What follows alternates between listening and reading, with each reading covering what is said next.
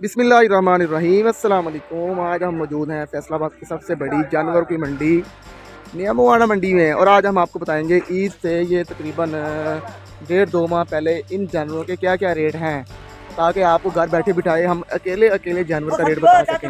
यहाँ पर देसी जानवर भी मौजूद हैं, सिंधी जानवर भी मौजूद हैं, फार्मी भी हैं, देसी भी हैं, घरेलू भी हैं और गाँव के पले हुए भी मौजूद हैं।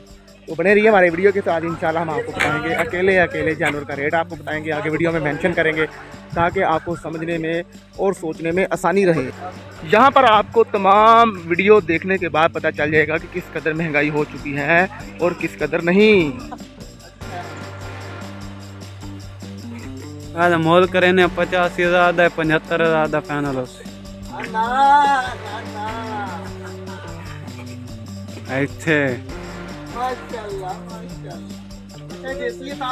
हाँ जी देसी हाँ जी सिंधी ਦਾ ਇਹਨਾਂ ਦਾ ਫਰਕ ਹੈ ਬਰੇਲਰ ਮੁਰਗਾ ਜੀ